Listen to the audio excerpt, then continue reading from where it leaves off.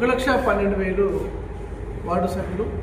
మరి వారికి మేము సర్పంచుల సంఘం తరఫున మనకి అభినందనలు తెలుపుతున్నాం. అదేవిధంగా ఇలా రాష్ట్రంలో ఏ 3 దఫాలుగా ఎన్నికలు జరిగినప్పటికీ ఏ అవాంఛనీయ సంఘటన జరగకుండా ఇలా అధికారులు కానీ ప్రభుత్వం కానీ ఎన్నికలు మంచి ప్రశాంతంగా ఎన్నికలు జరిగాయి. దాని సందర్భంగానే మరి చాలా సర్పంచులు వార్డు సభ్యులు పాలకవర్గం బాధ్యత చేపట్టి గ్రామానికి అభివృద్ధి పడాలని చెప్పి మనం చేస్తూ, అదేవిధంగా మరి ముఖ్యమంత్రి గౌరవనీయులైన రేవంత్ రెడ్డి గారు, అదేవిధంగా పంచాయత్ సీతక్క గారు, ఇవాళ వారు కూడా ప్రత్యేక ధన్యవాదాలు. ఎందుకంటే రాష్ట్రంలో పంచాయత్ వ్యవస్థలు ఇప్పటి వరకు ఎలాంటి సంఘటన జరగకుండా జరిగిందంటే ఇది ఫస్ట్ టైం, మొదటిసారి. నేను ఎప్పుడు చూడలేదు. ఏ సంఘటన జరగలేదు, ప్రశాంతంగా జరిగింది.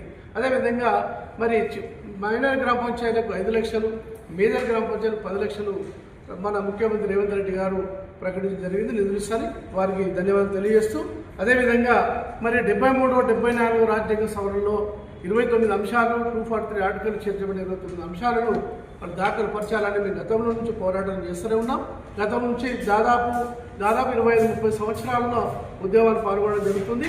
అదేవిధంగా జైట్ చెక్ పవర్ కానీ అప్పుడు సర్పంచులు అధికారికి ఉండే నేరుగా గౌరవేతనం ఇవ్వడం జరిగింది.